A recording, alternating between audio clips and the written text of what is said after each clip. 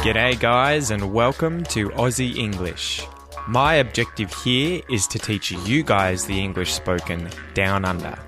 So whether you want to speak like a fair dinkum Aussie or you just want to understand what the flippin' hell we're on about when we're having a yarn, you've come to the right place.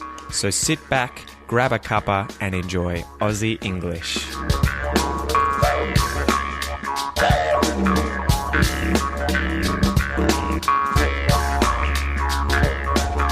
Hi, my name is Kelly and I'm from Colombia.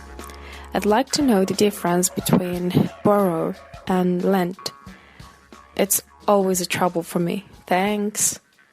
Hey Kelly, thank you so much for your question. Thank you so much for leaving me a voicemail via the website. As a result of featuring this episode today where I'm going to be comparing to borrow versus to lend for you, Kelly, I want to give you a month's free access to the Aussie English Supporter Pack. So I'll be getting in contact with you to give you free access for a month to that. If anyone else is interested in getting free access to the Aussie English Supporter Pack for the first month, then jump onto the website and click the little purple button on the right-hand side that says leave me a voicemail, and leave me a voicemail that I can feature on one of these episodes. So you could ask me a question about English, about, say, comparing two verbs like to borrow and to lend, as Kelly did just now. Or you could also ask me anything about Australia, about me, anything that you think would be an interesting subject for one of these episodes. Anyway, let's dive into today's episode. So, Kelly, to borrow and to lend, what is the difference? And you're not alone. This is the kind of verb that gets confused even by natives sometimes, especially, I guess, younger kids learning to use this stuff, but I definitely hear it all the time. You're not alone. This mistake is made by a lot of different people. So you lend something to someone, or you lend someone something, whereas you borrow something from someone. So it's the same kind of idea. It's just that directionality from someone or to someone is kind of inferred depending on which one of these verbs you decide to use. So to lend is to give something to someone for a short period of time, expecting that you'll get it back. So if I was to give you one of my CDs and I want it back later, that's me lending the CD to you. If I gave you some money and I expected you to pay me back, that's me lending you some money and then hopefully getting that money back. If you borrow something though, in this same scenario where you imagine the CD and the money, you are the one who is borrowing the CD from me. You are the one who is borrowing the money from me. So to borrow means to get something from someone when you're intending to give it back after a short period of time. So when it comes to that CD or that money and you and me, if someone is talking about what I'm doing, the action that I'm doing by giving you the CD, by giving you the money, that's me lending the CD to you. That's me lending the money to you. Whereas if someone is referring to what you're doing in that exchange, then you're borrowing the CD. You're borrowing the money. So hopefully you see what I mean there with regards to directionality. So if someone's talking about you as the person receiving this stuff, you're borrowing it. And if someone's talking about me as I'm giving this stuff, then I'm lending it. So we'll go through a few more examples just to try and give a bit more context as to how you would use borrow and lend. And I might also add just quickly before we do that to lend is an irregular verb. So to lend becomes lent in the past simple. I lent something. I lent it to him. Whereas borrow is a regular verb, and in the past simple, it's just borrowed. I borrowed it from him. Anyway, let's get into the examples. So imagine that you get money from a bank. You get a loan, and the money from the bank you want to use in order to buy a car, in order to buy a house. Then there's an assumption there that when you get this money, that you're going to give it back to the bank. You're going to give it back to the bank in small payments over time, but the assumption is that eventually you're going to have to pay back all of the money that you borrowed with obviously interest on top of the amount that you borrowed. So you're borrowing the money from the bank. You borrow the money. You borrow the money from the bank. Whereas if we talk about what the bank is doing here, the bank is lending you money. The bank is lending the money to you.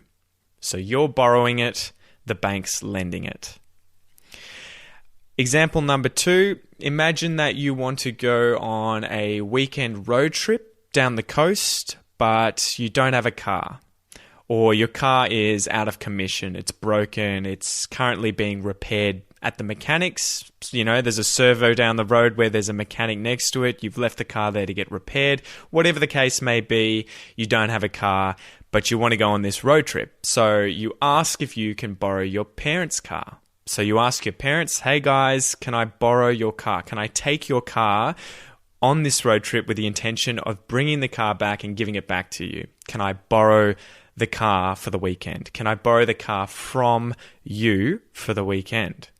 And if we talk about what the parents are doing, the parents could say, yes, we will lend you the car for the weekend. We will lend the car to you for the weekend. So I'm borrowing the car from my parents. My parents are lending the car to me.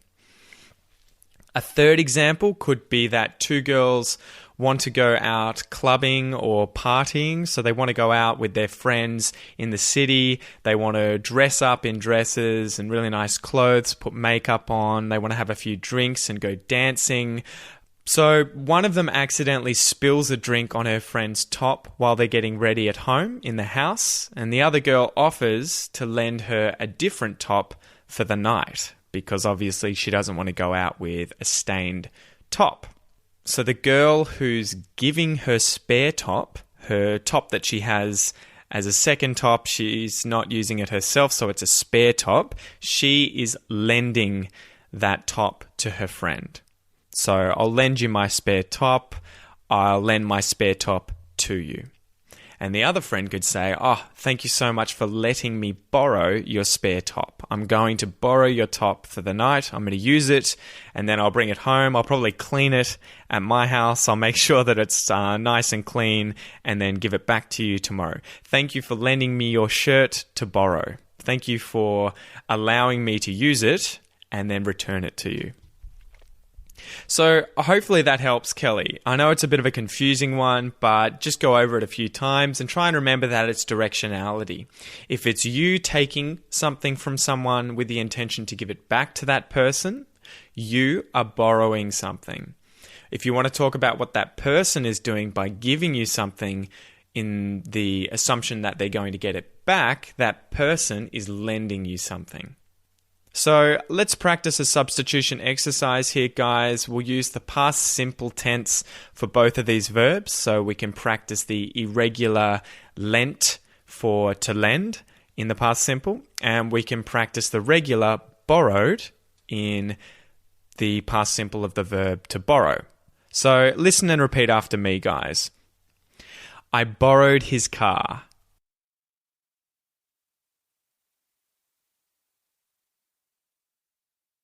He lent me his car.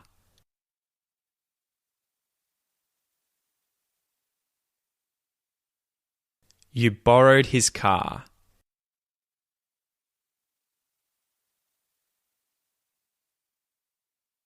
He lent you his car.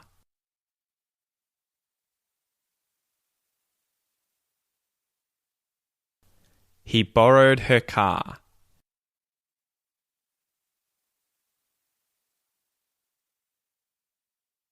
She lent him her car.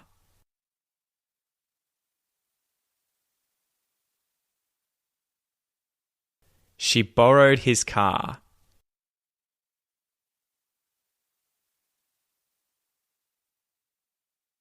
He lent her his car.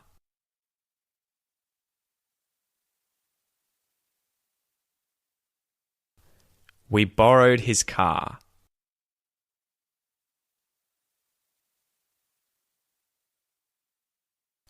He lent us his car.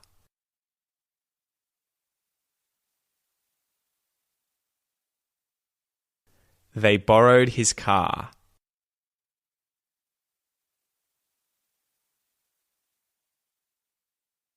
He lent them his car.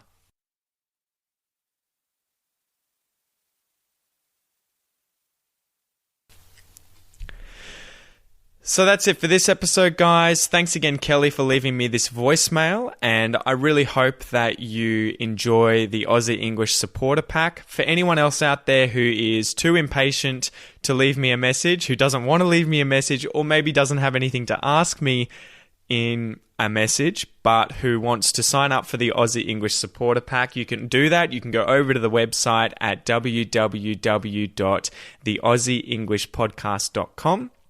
And you can sign up for the Aussie English Supporter Pack and get instant access to all the lessons that I've done for all of the more recent episodes.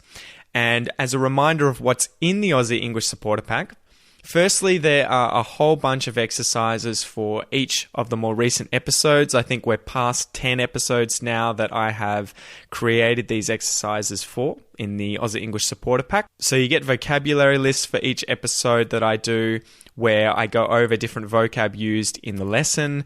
I create a table for you guys to fill out with definitions of words and synonyms. I give you language learning tips and advice, so different websites that you can use that are free in order to practice things like writing, speaking, reading, all of those kinds of things. I also give you written substitution exercises as well as audio files for those exercises so that you can do them orally. You can sit there and listen and repeat, treat them as more complicated substitution exercises.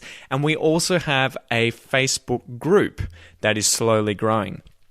This group is a private members group, so you get access to this group when you sign up.